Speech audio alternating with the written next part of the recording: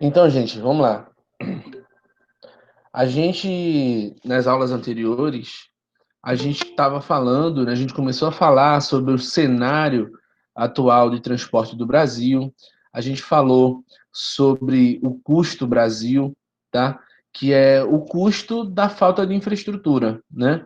A gente falou como é desbalanceada a nossa matriz de transporte, que é uma matriz que privilegia os modais de transporte mais ineficientes em detrimento de outros, né? Tendo condições de privilegiar modais mais eficientes, a gente acaba privilegiando mais aqueles que são menos eficientes. Então a gente passou por isso. A gente na aula anterior, a gente tratou de uma temática que envolve um pouco de cálculo, né? Que é a questão do dimensionamento da frota, tá? E hoje a gente vai falar sobre o que vem após dimensionar a frota. Então vejam só, uma vez que, né, a gente, como eu disse, a gente vai estar tratando do modal rodoviário com mais frequência do que os demais, porque na nossa matriz ele representa um percentual significativamente maior do que os outros modais de transporte. Então, dentro desse contexto, o que, que eu quero colocar aqui para esse início? A gente viu na aula passada que determinar determinar o tamanho da frota é uma coisa de extrema relevância. Isso porque a frota em si, ela representa um investimento extremamente elevado, tá? Então, assim, eu não posso correr o risco de fazer um investimento, né, em veículos para uma frota de uma empresa qualquer que seja, sem ter um respaldo, um mínimo respaldo que justifique tal investimento, né? Em nenhuma empresa, em nenhuma circunstância, o investimento desse porte vai ser autorizado sem uma justificativa muito bem elaborada por trás. Então, vejam só, dito isto, quando eu falo de dimensionar frota, eu preciso determinar qual é a melhor quantidade possível de veículos com um determinado perfil, obviamente. Então, o tipo de veículo vai depender do tipo de produto, o tipo do veículo vai depender do tipo de cliente, da região geográfica onde esse cliente se encontra, né? Porque se trata de um cliente que fica em uma região industrial, quanto maior a capacidade dos veículos, melhores, né? Já que não existe restrição. Se trata de um cliente que encontra-se dentro de áreas urbanas, eu já vou precisar ter que investir em veículos com perfil diferenciado, né? Com veículos com perfil para esse tipo de perfil geográfico, de perfil demográfico e urbano que essas cidades elas possuem. Mas, além de geografia, além do produto em si, nada é tão relevante quanto a demanda, tá? Vocês precisam ter em mente que logística, né, vocês devem se lembrar lá das aulas iniciais sobre logística, que logística ela é contabilidade e organização. Se você pegar o conceito disso, né, do grego ou do francês, que são as duas correntes aí de pensamento mais aceitas, é contabilidade e organização. Então, em logística, eu preciso ter a capacidade de contabilizar tudo para que eu possa tomar uma decisão baseada nisso. Ó, por que que eu vou usar determinado veículo e não outro veículo? Ó, por essa razão. E como é que eu comprovo? Obviamente, por meio de cálculos, por meio de análises, senão vai ganhar sempre, né, numa reunião, aquele cara que gritar mais, não necessariamente o que sabe, ou sabe mais ou que sabe melhor o que fazer para conseguir isso. Então, uma vez que a gente consegue fazer o que fizemos na aula passada, que é determinar o tamanho da frota, chegamos lá que, ó, a frota necessária para atender a esse cliente, para atender essa rota, a frota necessária para atender a esse fornecedor é de 10 veículos, qual é o próximo passo? Qual é o próximo grande questionamento? Agora que eu sei que eu preciso de 10 veículos, que eu preciso de 5 veículos, de 30 veículos, a pergunta é: esses veículos têm que ser meus ou esses veículos podem ser terceirizados? Ou eu posso contratar terceiros que são proprietários dos veículos e aí eu pago apenas pelo serviço que me for prestado. Então, o que é melhor? Então, assim, não é possível afirmar categoricamente, né, com todas as letras, que terceirizar será sempre a melhor opção, tá? Nem sempre vai ser assim. Por outro lado, também não é possível afirmar que é manter a frota própria. Então, como é que eu sei qual opção é melhor para cada caso? Aí não tem jeito, a gente vai ver aqui hoje, tem que ir para a ponta do lápis, para a ponta da caneta, fazer os cálculos e verificar qual dos dois métodos, né, possíveis eles são mais adequados à minha realidade, à minha necessidade, ok?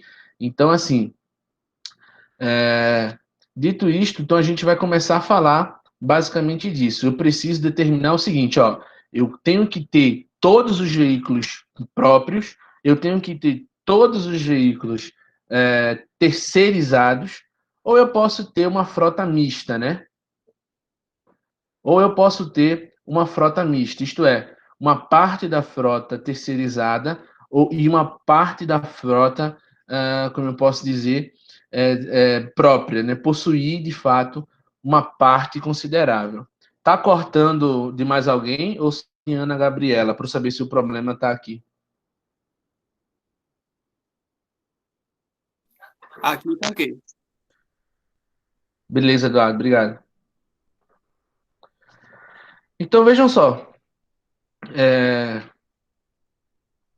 uma vez que eu tenho a quantidade de veículos que eu preciso, eu vou precisar me debruçar e resolver esse problema.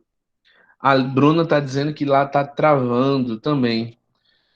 Pode ser alguma questão com a rede, né? De vocês aí, já que a de alguns colegas não está travando. Bom, mas assim, aqueles, para vocês, viu, Bruna, viu, Ana, Gabriela, cadê? Não se preocupem, porque essa aula está sendo gravada e será disponibilizada para vocês posteriormente, tá ok? Então, paciência. Vamos lá que a internet vai melhorar e vai dar tudo certo. Então, vejam só. Agora que eu sei que eu preciso de uma quantidade específica de veículos, eu preciso agora me debruçar sobre esse outro problema. E como é que eu faço isso? Então, primeiro, a primeira coisa que a gente precisa compreender é que a gente precisa saber quais são os benefícios e prejuízos de cada um desses métodos, né? Então, eu vou começar aqui falando sobre as vantagens da frota própria e a vantagem da frota terceirizada. Então, vejam só. Quando eu trato de uma frota, eu decido ter uma frota que é terceirizada, os custos são previsíveis, porque os custos são previstos, né? O valor do serviço, ele é previamente definido em contrato e basicamente os custos serão, né, seguirão o mesmo padrão da demanda. Então, se o meu fornecedor, lá no contrato, a gente acordou que ele vai me cobrar R$ 3,50 por quilômetro que ele rodar para fazer entregas ou coletas para mim, a partir do momento que eu tenho que atender qualquer rota, eu sei exatamente quanto é que eu vou ter de gasto, né? Quanto é que eu vou ter de custo para pagar a esse meu fornecedor, né? Esse meu fornecedor de serviço. Tá? Então, custos mais previsíveis, carros disponíveis para substituição. Então, vejam só, isso é um ponto muito positivo, né, da terceirização. Então, eu vou citar aqui para vocês um exemplo que, não sei se vocês já ouviram falar, alguns de vocês com certeza já ouviram falar, numa transportadora chamada Braspress. Então, a Braspress, ela ela tem 3 unidades aqui em Pernambuco, né? Uma fica ali em Prazeres, perto do centro de distribuição da Coca-Cola. Ela tem um em Petrolina e um em Caruaru, uma unidade. E a Braspress, ela é a maior transportadora, né, rodoviária aqui do país. Ela, quase todos os veículos, uma grande parte dos veículos que ela utiliza para fazer as suas operações são veículos próprios, embora ela também tenha veículos terceirizados, tá?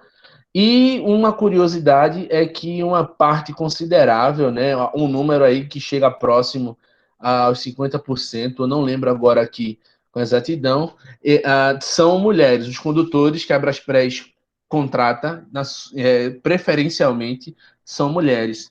Então, isso aí um dado interessante.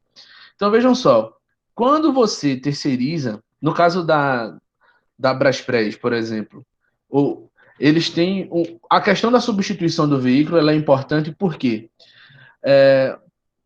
à medida que a vida útil do veículo começa a passar, à medida que o veículo vai ficando mais velho, o que é que tende a acontecer mais vezes, né, com mais frequência, que são as manutenções. Os veículos mais antigos, mais velhos, eles quebram mais, eles requerem mais cuidados, mais manutenções, e isso significa custo, tá? Isso significa custo. Quanto mais o danado quebra, mais eu gasto para consertar. Ele quebra, eu gasto para consertar. Com uma frota terceirizada, eu não tenho esse problema. A partir do momento que eu noto que um determinado veículo está apresentando problemas nesse sentido e está começando a ficar indisponível para o transporte porque está passando muito tempo parado para ser consertado, eu chego lá para a empresa que presta serviço e digo, ó, troca esse veículo aqui. Aí a empresa vai ter que resolver o problema, obviamente, mas meu problema em relação à prestação de serviço foi resolvido. Mas se esse veículo é próprio, isso não pode ser feito, né? Pelo menos não com a mesma facilidade, com a mesma velocidade. Então, para uma outra situação que interessante, eu já devo ter comentado também, é o caso da JSL, né, que é prestadora de serviços para ela presta serviço de logística para a Unilever e ela tem uma prática de quando ela compra um veículo para a frota, ela com até 3 anos ela vende de volta esse veículo, porque depois de 3 anos o veículo já não está mais na garantia do fabricante e a partir daí todo o custo com manutenção é da JSL. Então a JSL, o grupo JSL, criou uma loja para vender os veículos seminovos, né, usados da JSL, para, uma vez vendendo esses veículos, ela pega esse dinheiro para reinvestir na compra de veículos novos. E assim ela mantém a frota própria sempre nova, tá? E, consequentemente, ela reduz consideravelmente seus gastos com manutenção, tá? Então, carros disponíveis para substituição tem essas questões que são interessantes de serem levadas em consideração. Sem falar que, quando você tem uma frota própria e, eventualmente, um veículo quebra e você precisa lá de um tempo para consertar, ele compromete a qualidade do serviço, né? Porque algum fornecedor, algum cliente vai ser atrasado, tá? Eu vou entregar algo com alguma coisa vai ser entregue fora do prazo, né? Ou alguma coleta será feita fora do prazo, porque minha capacidade de transporte foi reduzida por estar com um veículo a menos em função de manutenções corretivas ou de outro tipo que seja. Terceiro ponto importante é que quando você terceiriza a frota, você não precisa arcar com o custo da depreciação do veículo. Então, assim, o que é depreciação? Alguém aí que me ouve, né? Alguém que me ouve aí poderia tentar externar para a gente o que entende por depreciação? Degradação. Degradação. Boa. Só não vi quem falou, tá? Mas boa. Mais Eduardo. alguém? Eduardo, boa, Eduardo. Degradação, perfeito. Alguém mais que gostaria de colocar algum. Eu acho que não, né? Então, paciência. Então, ó, isso que o Eduardo falou é perfeito, né? A depreciação está diretamente associada à degradação, Mas vejam só, não é necessário que ocorra a degradação de um veículo para que o veículo ele seja depreciado. Por quê? Porque a depreciação ela não é um fenômeno físico, ela é um fenômeno contábil. Então, todo ativo de uma empresa, todo ativo que a empresa possui, como móveis, veículos, que fica lá registrado no que a gente chama de imobilizado da empresa, todo ativo ele deprecia.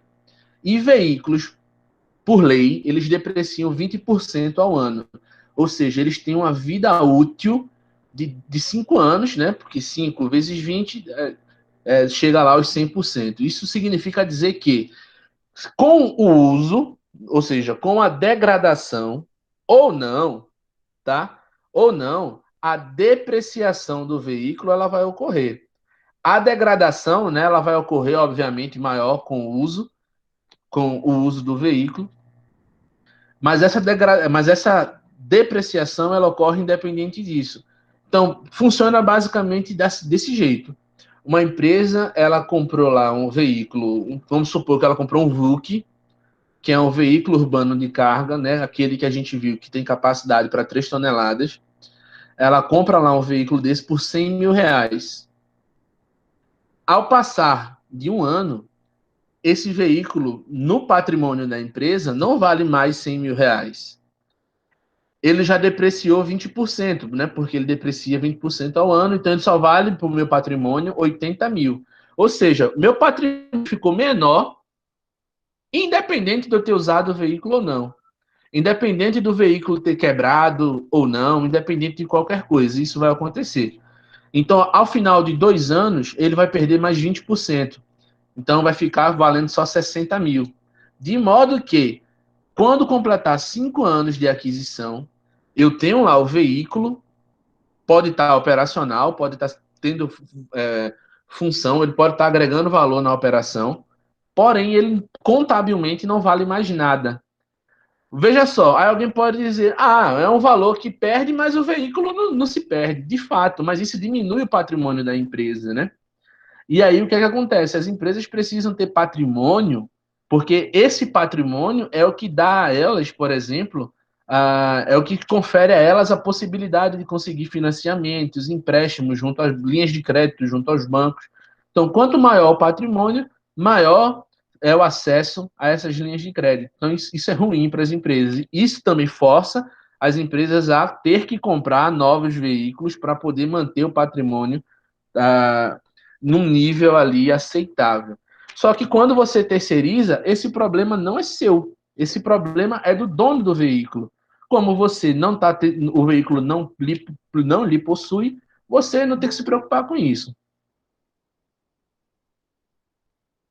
Exatamente. Natália, né, acabou de resumir exatamente o que é a questão. Quando você terceiriza, todo e qualquer problema relacionado ao veículo deixa de ser seu e passa a ser, obviamente, do terceirizado. Isso não significa dizer que só há vantagens nisso, tá? Mas é uma vantagem considerável, a gente vai ver. Então, ó, em relação à questão da frota terceirizada, tem esse aspecto, né, que contribui aí para a imagem da empresa. Contribui de que forma? Pessoal, toda empresa ela tem dois tipos de atividade, né, que é a sua atividade principal e tem a sua atividade secundária. Para a maioria das empresas, né, o core business é a produção de algum produto, é a prestação de algum serviço. Para empresas que produzem bens e serviços, logística é uma atividade de apoio. Então, se logística é uma atividade de apoio, não é interessante que eu me foque, né, na produção do meu produto, na prestação do meu serviço e ainda tenha que me preocupar com atividades como logística. É melhor para mim eu deixar essas atividades que para mim são secundárias, porque não é minha expertise, para uma empresa especialista fazer, e aí eu ganho foco para trabalhar no meu core business, né, no meu negócio principal. Eu passo a ficar focado na minha atividade central, que é a prestação que é a produção do meu produto, que é a prestação do meu serviço. E deixo ali o especialista oferecer o serviço de logística, tá? Consequentemente, como o serviço vai passar a ser feito por alguém que é especialista, a tendência é que haja uma melhora na eficiência do serviço. Até porque os valores negociados ali, quem terceiriza a frota, né, o transportador que submete a sua frota à terceirização, ele sabe que ele não vai poder cobrar qualquer valor, né? Então, ele está amarrado ali a um contrato. Então, ele precisa ser eficiente, tá? Para garantir que aquele contrato seja rentável, porque se ele for ineficiente, é possível que seus custos se sobreponham às suas receitas e, consequentemente, o lucro, né, seja perdido nessa operação.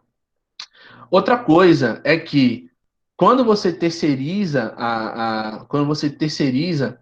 as frotas, né, você ganha, né, um upgrade de gestão importante, que é o uso de sistemas de gestão de frotas, que é que a gente chama de TMS, né, que é o Transport Management System. São sistemas de gerenciamento de transporte, né, que possibilitam gestão de telemetria, né, verificar em tempo real onde o veículo está, número de paradas, velocidade média, né, paradas autorizadas ou não, quantas vezes a porta foi aberta, enfim, tudo isso, né, todos esses dados aí, esses sistemas, eles vão poder fazer uso, por quê? Veja só, se você é uma empresa que tem por foco a produção de utensílios de plástico, você teoricamente não precisa de um TMS. E o pior, se você quiser ter uma frota própria e adquirir o TMS, soluções tecnológicas elas são extremamente caras e personalizadas. Então, como você não é especialista, isso é o Agora gasto. tá muito. Alô? Quem falou?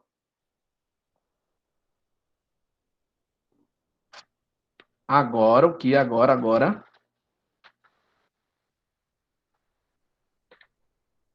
Rapaz, vocês não são tímidos assim, hein? O que é que houve, hein? Bom, não querem falar, paciência. Então, esses sistemas de gestão de frota vão permitir, né, que eu tenha um controle sobre a operação mais efetivo, né, com dados reais, com dados fidedignos, e aquilo que eu falava na aula passada. Quanto maior e melhor a quantidade e qualidade das informações, melhores são as decisões que serão tomadas a partir disso daí. Sétimo ponto, né, da vantagem da terceirização da frota é que você evita imobilizar capital. Assim como o estoque é dinheiro parado, né, quando você imobiliza capital na frota, o que é imobilizar capital? É o que a gente chama de custo de oportunidade. A gente vai falar mais disso na frente. Custo de oportunidade é o custo da escolha. Se você escolhe ter uma frota própria e, por exemplo, você precisa de 10 veículos que cada um vale ali seus 100 mil reais, consequentemente, você precisa de uma frota que vale 1 milhão de reais. Então, quando você faz essa aquisição, você deixa, por exemplo, de investir esse dinheiro e, consequentemente, você tem um custo de oportunidade. Você deixa de ganhar algum valor por meio de um investimento porque resolveu transformar esse dinheiro em um ativo. E o pior, por se tratar de um ativo imobilizado, ele vai desvalorizar por conta da depreciação. Então, sempre que possível, né, se é possível terceirizar, uma coisa interessante, que aí é importante para todo mundo estar ciente disso, viu, pessoal? A legislação brasileira, até pouco tempo, ela permitia a terceirização de tudo, menos da atividade fim de uma empresa, tá? Ou seja, se uma escola, se eu tenho uma Atividade que professor? atividade fim, atividade principal, Assim. tá? Por exemplo, antes era assim, eu tenho uma escola, mas eu não quero contratar professores para o meu quadro, eu não quero, tá? Então, a lei me proibia. Só um minuto, tem uns cachorros aqui agora, inventaram de latir. Meu Deus.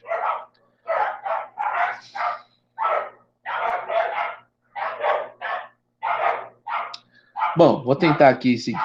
A lei dizia o seguinte, ó. Você que tem uma empresa, você pode privatizar tudo. Você pode privatizar tudo, menos a atividade fim. Ou seja, uma escola pode privatizar todo mundo, menos os professores, que são atividade fim. Um hospital pode privatizar tudo, menos os médicos, que são atividade fim. Uma indústria pode privatizar tudo, menos os profissionais da linha de produção. E isso dava uma certa segurança, né? Porque, por exemplo, na indústria,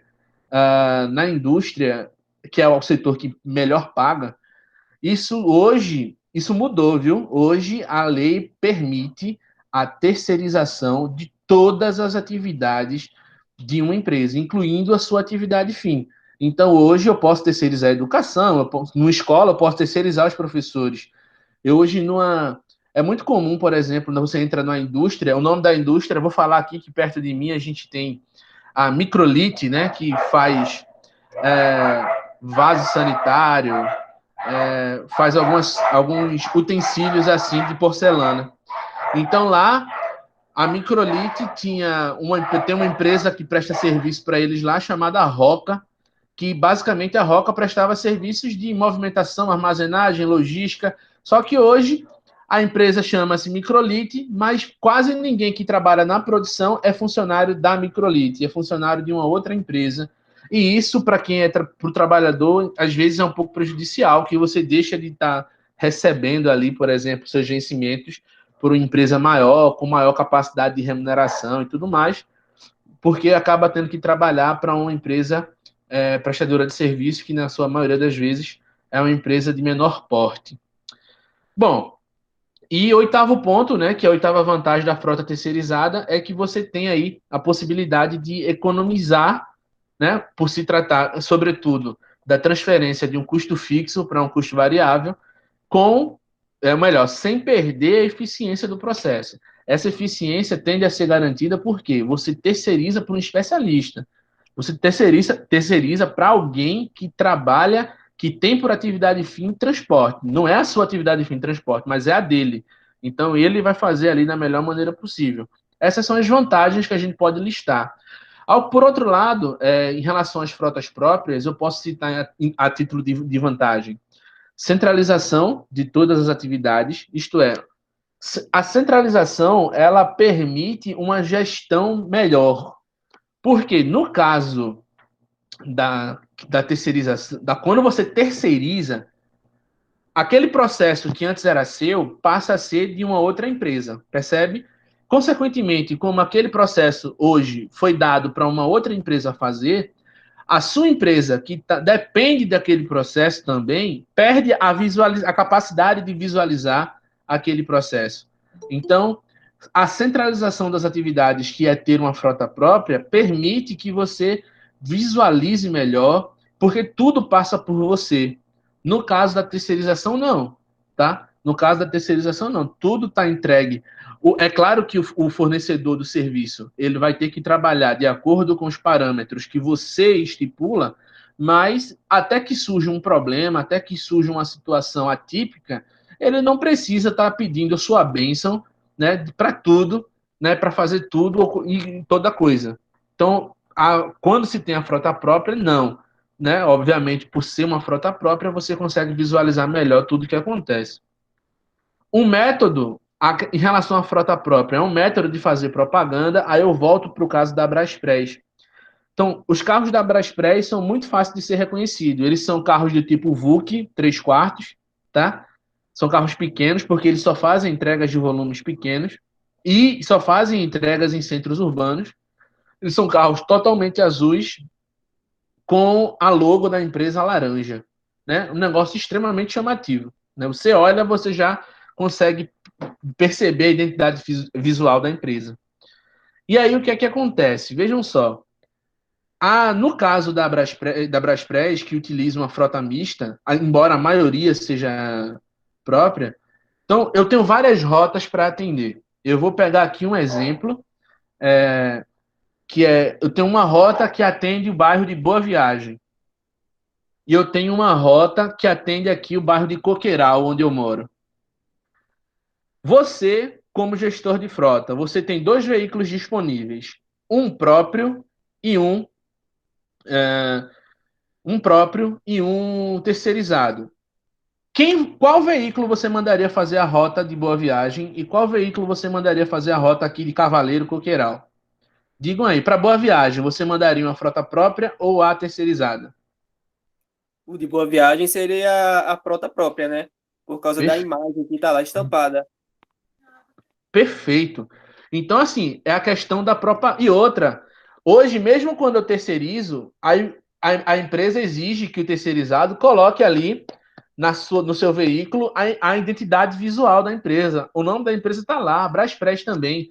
Mas veja só, eu tenho como passar para ele o que eu quero, eu tenho como passar para ele minhas exigências, mas existe uma coisa que eu não posso passar para o terceirizado, que é a minha cultura organizacional.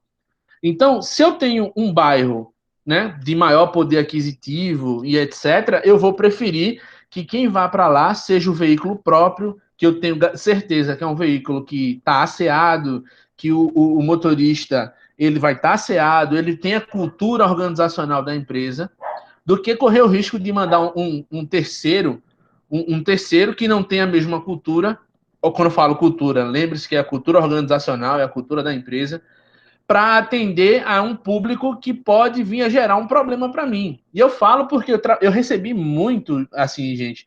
Eu me lembro quando eu trabalhava no Senai, às vezes eu chegava, vejam só, era uma escola técnica, chegava lá o caminhoneiro sem camisa, querendo andar pelas. O cara fazendo a entrega para Tramontina, uma empresa monstruosa.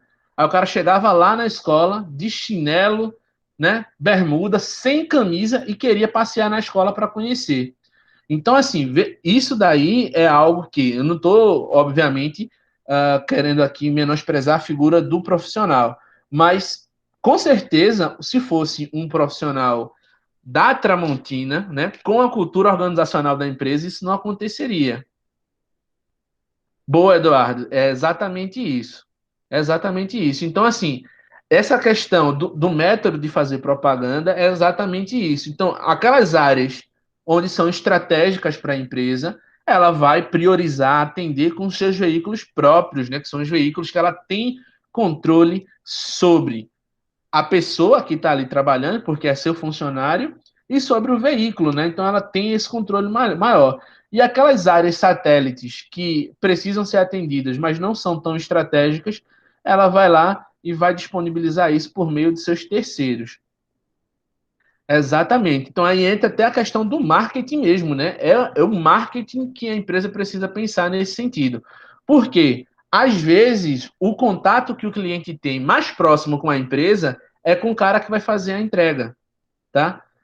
O processo logístico inteiro, o grande público só tem contato, o contato da maioria das pessoas nesse processo logístico é com o entregador. Então, se esse entregador, ele chega, sei lá, ele é mal educado, ele está desorganizado, o veículo está sujo, o produto, etc. Isso, não, mesmo que esteja escrito lá outra empresa, mas se eu comprei na Tramontina, para mim é a Tramontina que é responsável por aquilo, né? Então é necessário ter esse cuidado. Em relação à frota própria, não existe a restrição de quilometragem, que na frota terceirizada tem. Na frota terceirizada, você projeta um valor de quilometragem que ele tem que te oferecer, e uma vez esse valor sendo atingido, obviamente é necessário controlar isso para saber se isso está de fato ocorrendo. Uma vez esse valor sendo atingido, é necessário fazer um adendo, né, um adicional a esse contrato ou um novo contrato para a continuação da prestação de serviço, porque a minha obrigação enquanto terceiro é oferecer aquela quantidade que está lá descrita, tá? Maior confiabilidade nos processos, pela razão que eu falei agora há pouco, por ser centralizado, maior autonomia, tá? Maior flexibilidade para atender aos clientes. Quando eu falo autonomia e flexibilidade, é o seguinte: o terceiro, a frota terceirizada, ela é meio que obrigada a seguir o roteiro pré-estabelecido que está lá no contrato. Qualquer desvio em relação ao que foi determinado ali contratualmente pode gerar, inclusive, uma punição para essa empresa. Com relação à frota própria, inclusive para mim, que sou o contratante, tá? Com relação à frota própria, eu tenho total autonomia. Ó, determinada rota, ela está obstruída em função de um acidente, determinada rota está com alguma espécie de problema estrutural, então eu posso, né, ter esse controle de modificar de acordo com a minha necessidade. A título de desvantagem, vou falar aqui rapidinho também, que no caso da frota própria, as desvantagens são o custo elevado, né? Porque o impacto financeiro disso a longo prazo é muito grande. Porque, como eu disse, dependendo do perfil do veículo, o valor do investimento é muito elevado.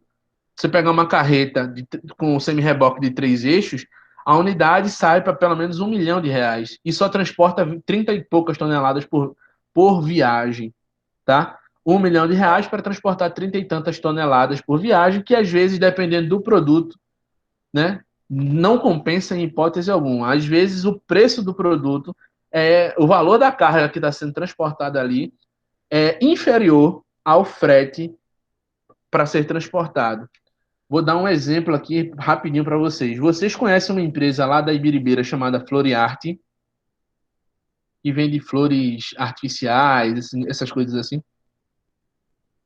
Essa empresa, vejam só, Floriarte, Eduardo, ela é uma empresa que fica ali na Ibiribeira.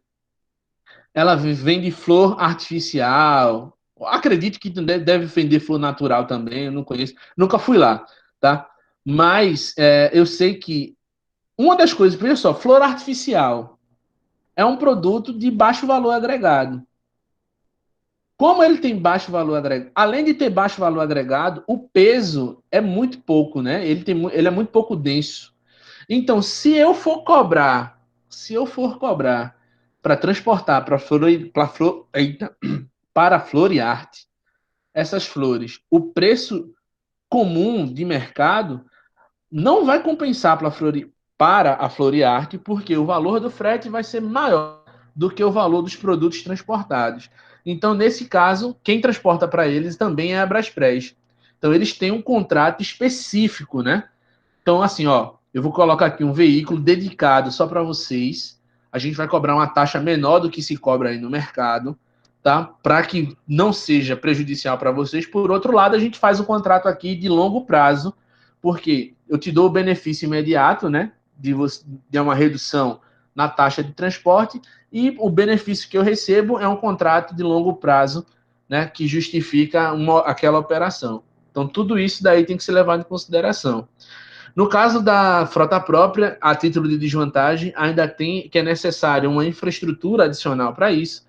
Se eu quero ter uma frota própria, eu preciso ter oficina, eu preciso ter equipe de manutenção, eu preciso ter estoque de peças de reparo, eu preciso ter estoque não só de peças, mas como de óleo lubrificante, óleo daquilo, enfim, eu preciso ter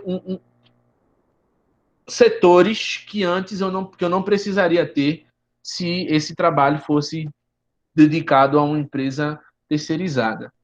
E como também aqui como desvantagem é a necessidade de contratação de serviço de reparo, que aí eu posso, por exemplo, se eu não quero ter oficina, aí eu vou ter que terceirizar também. Então eu vou ter que fazer um outro contrato de terceirização, né, para ter uma oficina sempre que o veículo quebrar para poder fazer esse conserto, né? Em relação à desvantagem das frotas terceirizadas, a gente vai verificar aqui o seguinte: primeiro aspecto é o controle restrito das operações, tá? Por quê? Fica difícil supervisionar essas tarefas, uma vez que você perde a visibilidade do processo, já que quem executa o processo não é mais você. Redução do nível de qualidade dos serviços. Isso ocorre porque aquilo que eu falava, né? Não é possível transferir a cultura. Então, você tem lá um funcionário, né, na sua folha que trabalha 5 anos, sabe a cultura organizacional da empresa e muito provavelmente ele vai trabalhar de acordo com aquilo. Quando você terceiriza a mudança de profissionais, etc., o cara vem com outra cultura, então a qualidade do atendimento pode ser comprometida. Então, isso é importante ter que a empresa contratante ela ofereça treinamentos. Eu já participei muito disso, já fui dar treinamento para. Não sei se você já conhece uma empresa chamada Martin Braumer. A Martin Braumer é o operador logístico mundial do McDonald's, né? A Martin Brauer fica lá no Cabo Santo Agostinho, o centro de distribuição deles. A missão dos caras é oferecer serviço para o McDonald's. É incrível. Então, eu já fui muitas vezes lá prestar serviço nesse sentido. A gente tem aqui a parte de operação logística, armazenagem, gestão de estoque, etc. Só que eu fui lá algumas vezes dar treinamento da cultura deles para terceiros, tá? Isso aí é importante para manter os terceiros cientes de como é a cultura da empresa e, óbvio, que se ele não seguir ali o figurino, né, ele que vai ser prejudicado. Então, terceiro ponto, né, de desvantagem da frota terceirizada é a limitação da capacidade de atendimento, tá? Por conta de que, como eu posso dizer, a empresa que te fornece o serviço, a gente vale lembrar que para prestar serviço de transporte eu não preciso ser necessariamente uma empresa. Lembre-se lá que quando eu falei lá do ETC, do RNTRC, que é o Registro Nacional de Transporte, dos transportadores, eu tenho o ETC, que é a empresa de transporte, eu tenho a CTC, que é a cooperativa de transporte, e tenho o TAC, que é o transportador autônomo. Todo mundo aí, né, quando fala empresa, entenda que é qualquer um desses três atores possíveis. Então, eu preciso, de repente, lá de uma. Eu tenho uma variação na demanda, como a gente viu na aula passada. Eu me planejei para atender uma demanda média, mas eventualmente houve um pico na demanda e a minha capacidade de atendimento ela é inferior àquilo. Então, de repente, eu preciso de mais capacidade e existe a possibilidade de que meus terceiros não tenham ou veículos com capacidade maior ou não tenham mais veículos para atender a essas necessidades específicas e pontuais, tá? Então é uma limitação que a frota terceirizada ela possui. Falta de planejamento para a sazonalidade, mais uma vez. Então isso daqui fica evidente a importância do que a gente fez na aula passada. Quando a gente calcula demanda média, demanda máxima e demanda mínima, aquilo ali é o que, gente? É você saber qual a probabilidade que você tem de não conseguir atender ou de conseguir atender as demandas. Então, da forma que a gente aprendeu ali, com um desvio padrão, a gente consegue atender 8 a cada 10 pedidos, tá? Se você quiser um nível de serviço ainda maior, ótimo. Isso significa que é necessário fazer um investimento também maior. Eu vou precisar de mais veículos, eu vou precisar de mais pessoas, eu vou precisar de mais estrutura. Então, é a teoria das restrições, né? Nem sempre vai ser possível fazer tudo aquilo que se espera que se faça. Então, esse é o cenário de vantagens e desvantagens. Agora, tá? Agora, o que é que a gente vai fazer? Eu vou exemplificar para vocês como é na prática, né, que eu pego todas essas vantagens e desvantagens, porque para nós, todo esse texto aí, ele é importante para que a gente saiba o que procurar, saiba o que analisar. Mas toda análise, ela precisa ser quantitativa. Então, eu vou ter que transformar tudo isso aí em número agora, beleza? Nada demais, mas é bem interessante a análise. Então, vamos começar fazendo uma análise de uma frota terceirizada, tá? Qual é o cenário? O cenário é o seguinte, ó, eu tenho uma indústria que se instalou lá em Jaboatão dos Guararapes, do setor alimentício, e ela, de repente, resolveu. Ela fazia sua própria logística, né? Ela produzia lá seus alimentos, ela armazenava, ela gerenciava, ela distribuía. Só que ela resolveu mudar um pouco isso. E resolveu fazer o seguinte: ó, eu vou focar na minha atividade principal e vou terceirizar essa atividade aqui. Vou colocar um transportador, né? Um operador logístico, para cuidar da minha logística, tá? E aí ela resolve, né, fazer aí a terceirização dessas atividades. O contrato firmado entre as empresas, lembrando que, ó, esses números que eu estou colocando aqui são números aleatórios só para a gente entender como é que funciona, tá? Vamos imaginar aqui que o contrato firmado tinha lá no contrato prevê que ah, a empresa alimentícia precisa remunerar no final de todos os meses em R$ 51.628,51. Um valor relativamente pequeno ao mês, ok? Então, mas primeira coisa que é necessário analisar, eu preciso saber sempre qual é o custo por quilômetro rodado. Então, ó, aqui tem as tabelas e os cálculos para a gente verificar.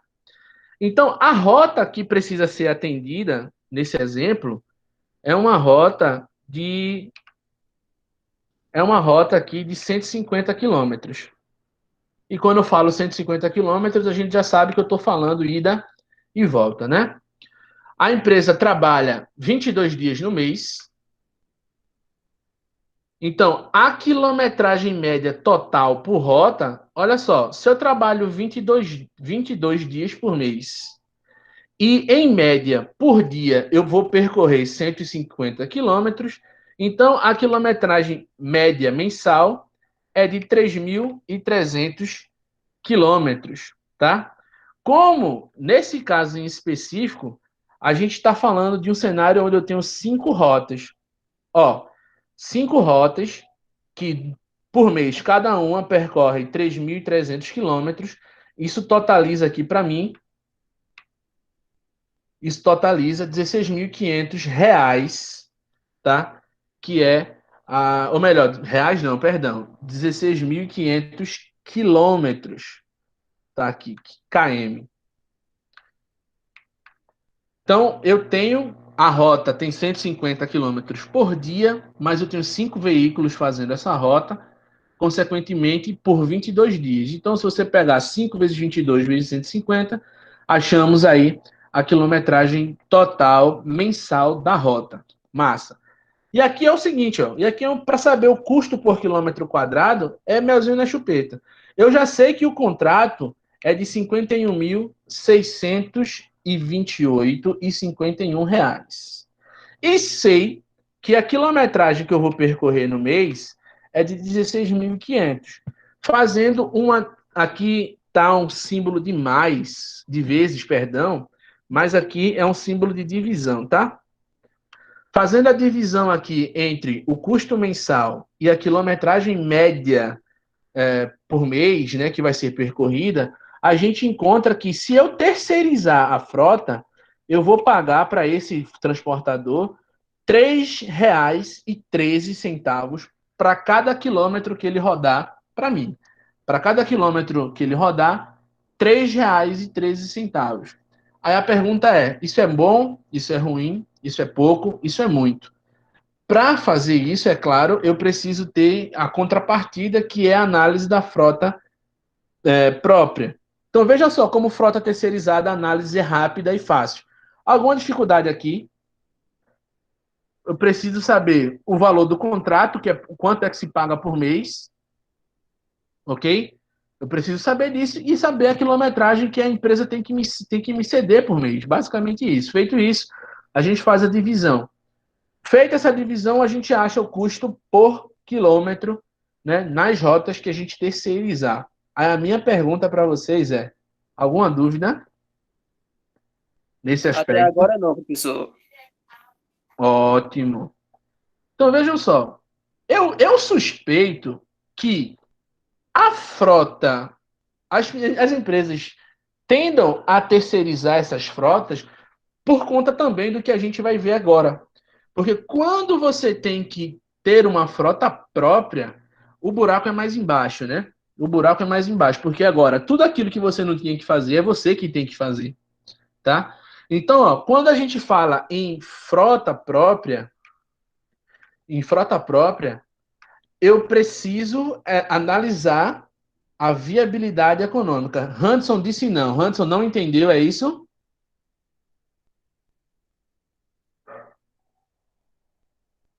Alô?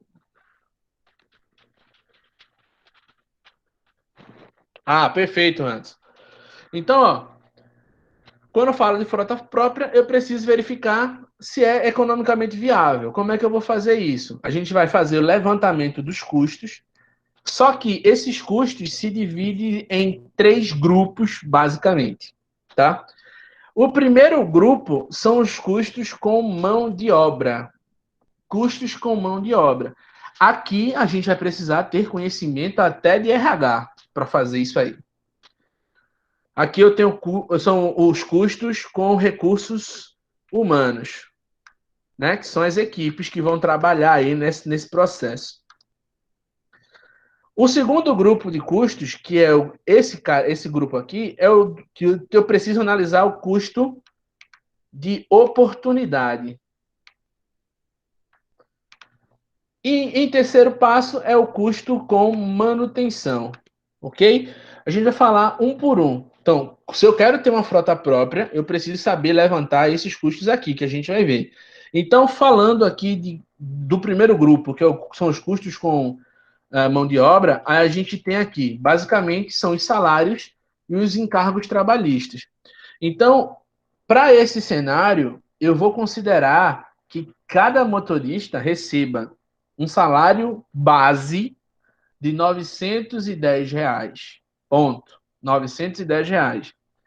Então, ó, como são 5 rotas, ó, eu tenho. Aqui a questão fala: R$ 910 por mês é o salário sem adicionais dos motoristas. Só que eu tenho 5 rotas, logo, de salário, eu vou pagar, né, 5 vezes R$ 910, que totaliza para a gente aqui R$ 4.550 de salário. Mas, quem dera que a única obrigação com a mão de obra fosse pagar o seu salário. Então, a partir do momento que você tem mão de obra trabalhando para você, você precisa pagar encargos trabalhistas e tributos associados a essa mão de obra. E vai ficar da seguinte forma: como é que funciona isso?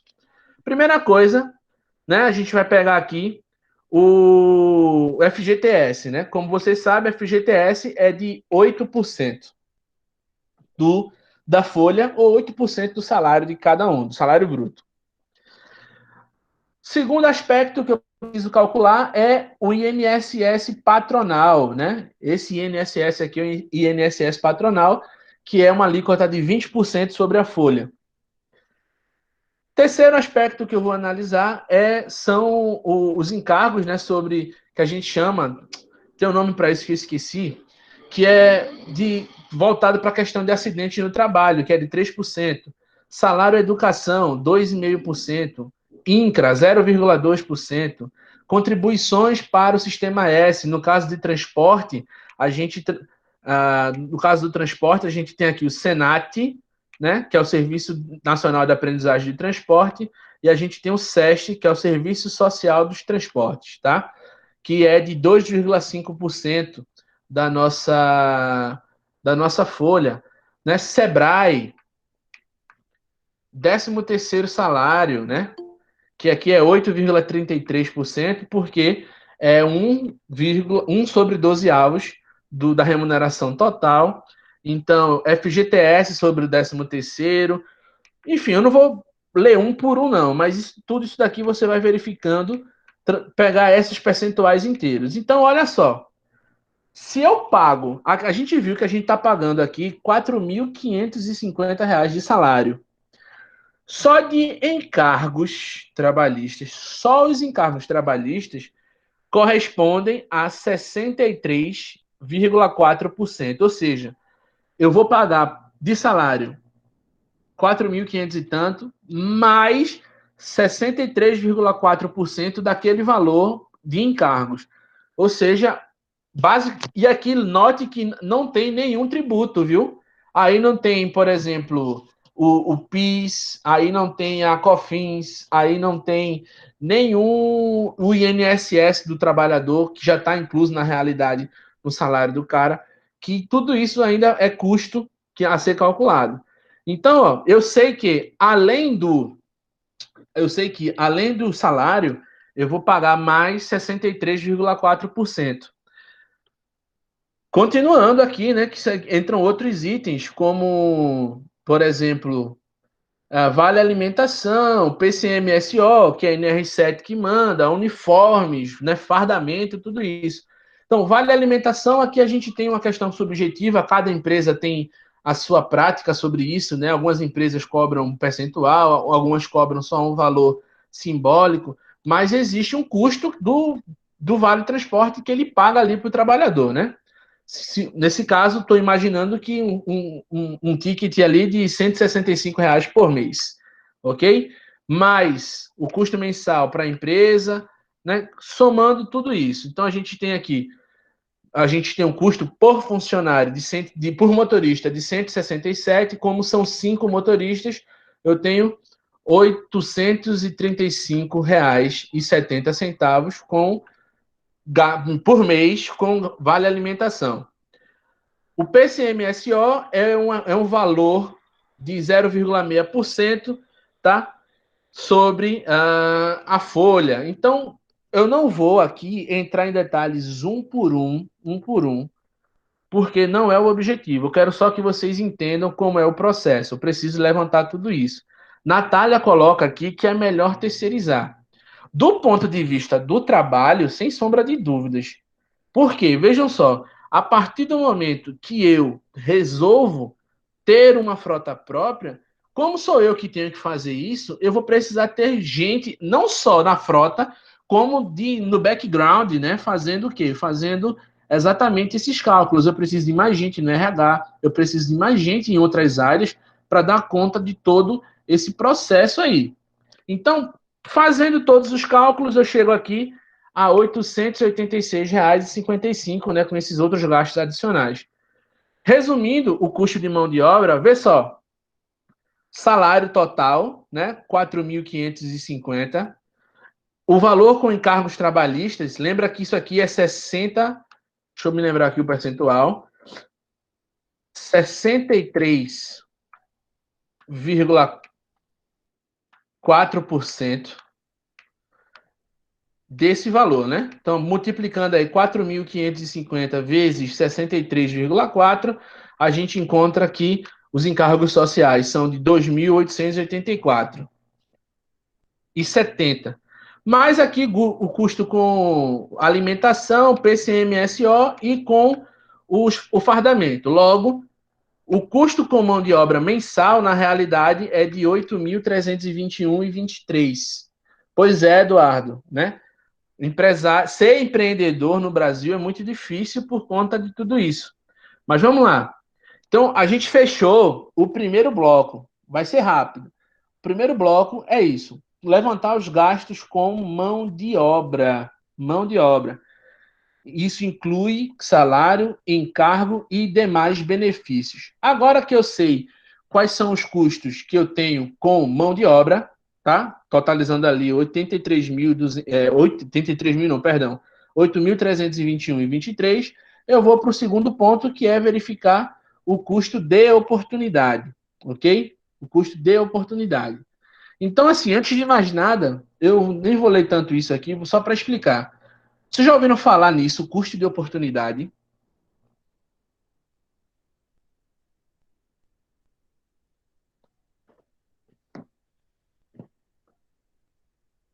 Por favor, sim ou não? Oi, professor, eu estava pensando aqui, e se eu ouvi falar, pessoalmente eu não lembro. O senhor pode explicar?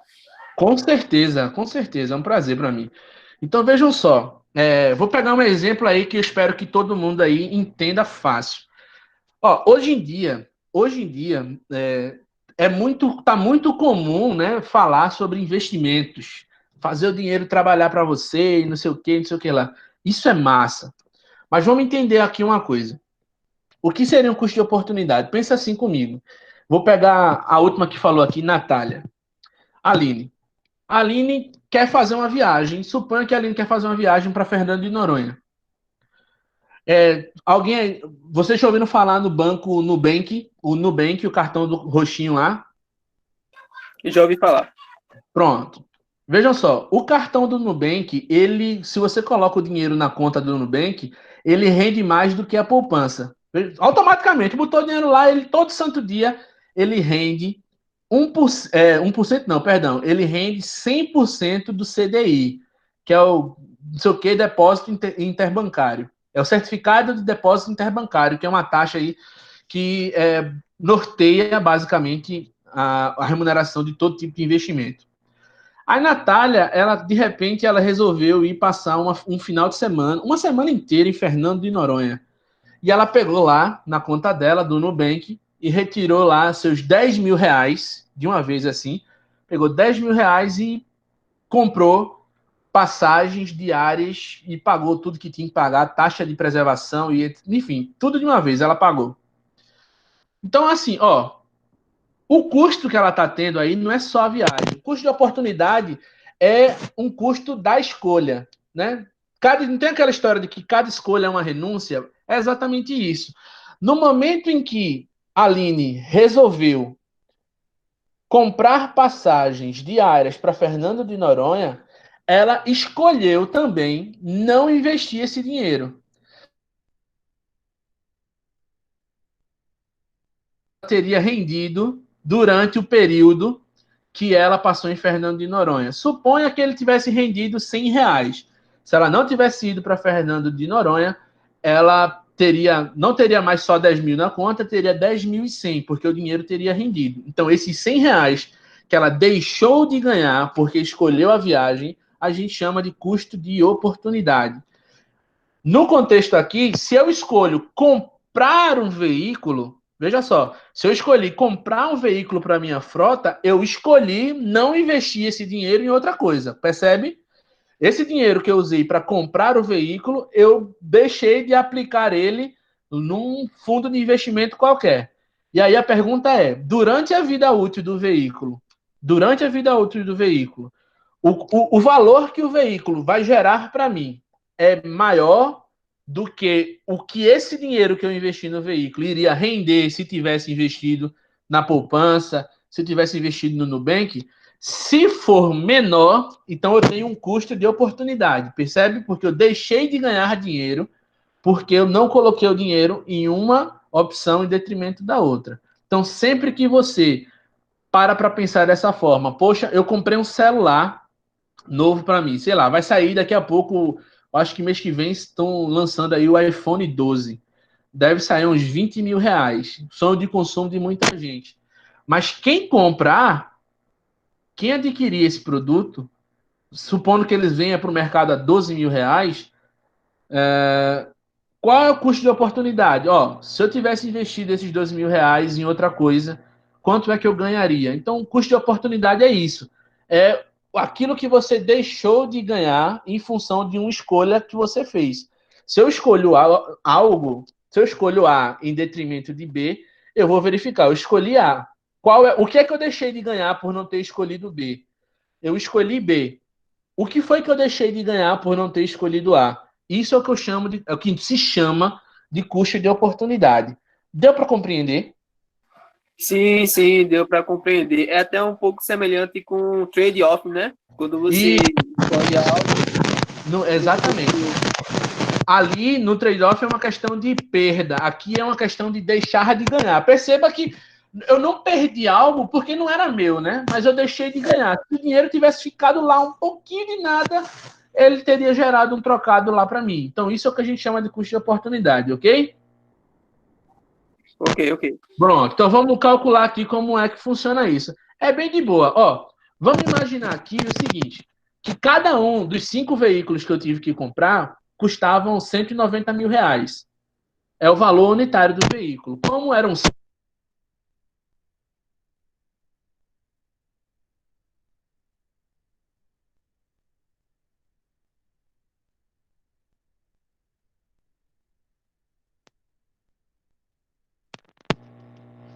Agora, melhorou? Melhorou?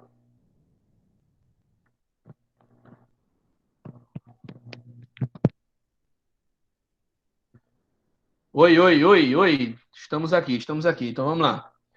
Então, olha só, cada um valia 190.000, como são 5, 950.000. Vamos considerar uma taxa de oportunidade de 3,5% ao mês. Ou seja, esse valor que eu paguei nos veículos, se ele ficasse aplicado nesse investimento todo mês, ele iria gerar 3,5% de rendimento para mim. 3,5%, 3,5%, e ali é juros compostos. Ou seja, o valor do custo de oportunidade de cada veículo é simples, né?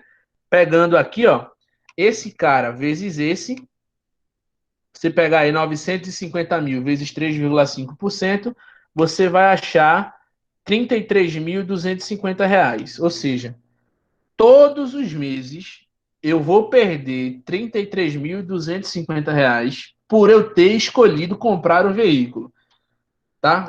Vou perder, não é que ou melhor, eu vou deixar de ganhar R$ 33.250 porque eu escolhi comprar o veículo.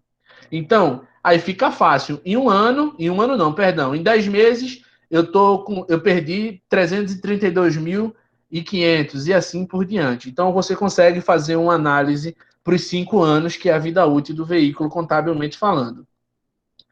Ok?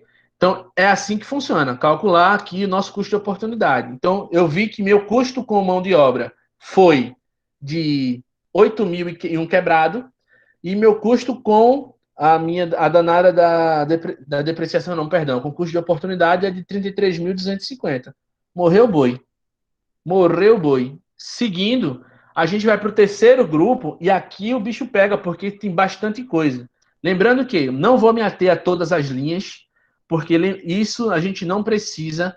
Eu queria que a gente estivesse na escola, se a gente voltar mês que vem, se Deus quiser, eu quero parar um dia para a gente ir para os laboratórios para criar uma planilha para calcular isso, entendeu? Ir para o Excel e a gente vai criar uma planilha, automatizar esse processo, que é o que a gente faria dentro das empresas, né? Ou trabalharia com alguma planilha pronta, ou a gente teria que criar uma planilha para fazer esse trabalho aí. Então, acho isso interessante. Mas assim que voltarmos, isso não. Eu queria pedir até a título de atividade. Eu queria muito pedir isso a título de atividade, mas eu não posso cobrar uma coisa que eu não dei no sentido de Excel. Eu não tive a oportunidade de trabalhar com vocês isso daí. Erlan, pode ter certeza que a gente vai, tá? Mas não custa nada quando a gente voltar a me lembrar. Eu quero muito que a gente vá para o Excel para criar uma planilha para fazer isso para a gente, porque na prática que a gente vai fazer lá é isso, né? É alimentar os dados, tá? A gente não precisa saber cada um desses aspectos, não. A planilha vai estar lá, a gente só vai colocar as informações. Então vamos lá. E o terceiro grande grupo, né, de custos que eu preciso considerar são os custos com a operação e com a manutenção dessa danada dessa frota. Então, vê só, a gente vai analisar o custo da depreciação da frota, documentação de seguro, lubrificante, combustível, lavagem e higienização, pneus e recapagens e óleos diversos. Vamos falar rapidinho de cada um desses para a gente poder terminar, né? Porque hoje a aula vai ser assim, acho que mais uns 10 minutinhos no máximo a gente conclui, ok? Mas qualquer dúvida, por favor, podem avisar aí para a gente seguir. A gente para explicar. A depreciação. Eu disse agora há pouco que cada veículo foi comprado por R$ 190.000, tá? Então, basicamente, a depreciação é o que, gente? É o valor, tá? É o valor residual do veículo, né? Vezes ali o preço de revenda ao final da vida útil. Então, ele está me dizendo que esse valor, né, corresponde a 28.500. Valor do veículo a ser depreciado. Ou melhor, perdão, deixa eu ver aqui. Deixa eu apagar isso daqui que ficou legal, não. Ó, vou repetir aqui. Ele está estimando que quando esse veículo ele zerar na sua depreciação, ele vai vender por 28.500. Então, logo, por mais que ele tenha 190 mil de valor, a gente vai usar como critério para depreciar só o valor irrecuperável mesmo, tá? Já que mesmo quando ele não valer nada para mim, eu vou vender por 28.500, então só 161.500 vai ser utilizado para depreciação. Então, ó, como o tempo de vida útil, tá? A vida útil do veículo, ele está estimando aqui em 120 meses. Isso dá 10 anos. Mas os relatórios contábeis, a legislação contábil atual diz que é 5. Mas para fins de exemplo, eu vou deixar. Então, dividindo isso daqui, ó, 161.500 por 120, eu chego que cada veículo deprecia por mês R$ 1.345,83. Como são 5 veículos, cada veículo deprecia, ou melhor, a frota inteira deprecia por mês R$ 6.729,17. Matamos mais um custo. Próximo custo é o custo de documentação. Aí entra o quê? Licenciamento, gasto com despachante, né, IPVA, enfim, tudo isso. Então, fazendo o cálculo aqui, a gente chega a 912 mil. Esses valores aqui, isso na prática, cada Detran, cada estado, ele vai ter as suas taxas específicas, tá? Então não adianta nem aqui a gente especificar um valor para a taxa de licenciamento, para a taxa de despachante, porque isso daí varia de lugar para lugar. Custo do seguro, né? O seguro corresponde lá a 0,65% do valor do veículo. Então, ó, 0,65% vezes 0,65% vezes o valor do veículo, a gente chega lá que o seguro por veículo é de R$ 1.235, tá? Lembrando que esse é o seguro anual, dividido por 12, dá R$ 102,92 por mês. Como são 5, né, a gente vai multiplicar e chega a um custo com seguro de R$ 514 por mês. Isso, e aqui eu vou seguir o baile, ó. Isso com lubrificante, né? Seja lubrificante para motor, né, para pneus, né? Porque aqui eu preciso considerar o seguinte: a aquisição do pneu, as recapagens pelas quais esse pneu vai passar, tá? Que no máximo são 2, normalmente a cada 6 meses, pelo menos a primeira a partir de 6 meses. Custo com combustível, custo com óleo de motor, óleo de transmissão. Gente, ó, eu não estou falando um por um, porque digo e repito, tá? A gente não precisa ter isso em mente. A gente só precisa lembrar o que é de operação e a gente precisa lembrar o que é de operação e manutenção, o que é custo de oportunidade e o que é custo de mão de obra. Isso daqui na prática, a gente não precisa ter essa informação toda na cabeça, tá? Então, passando rápido, fazendo esses cálculos de todos esses valores, a gente chega lá no final, um custo de manutenção e reparo, pronto. Resumindo, esses daqui são os custos que eu tenho, tá? São todos os custos aqui que eu tenho com operação e manutenção por mês. 32.207,19.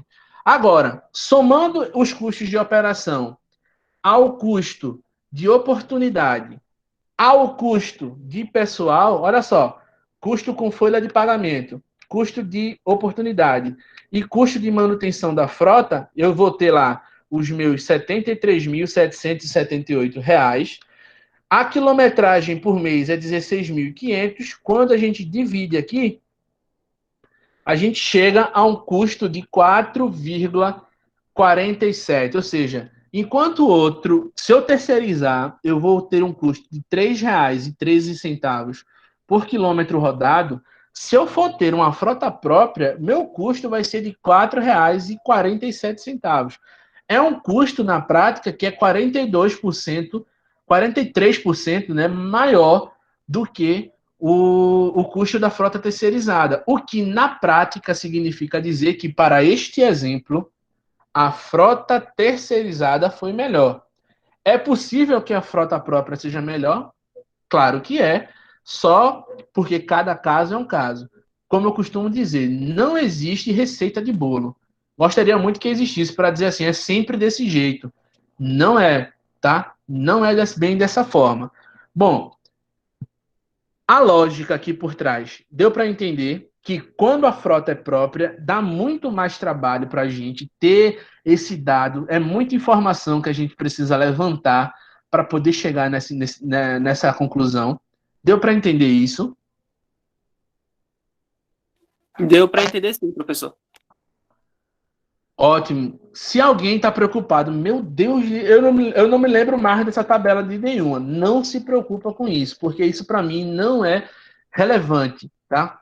O que eu quero que você lembre é que quando a frota é própria, você tem que levantar 3 tipos de custo: custo com mão de obra, custo de oportunidade e o custo de operação da rota e manutenção.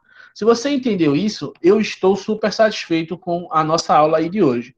Alguém tem algum comentário, alguma crítica, alguma coisa a dizer?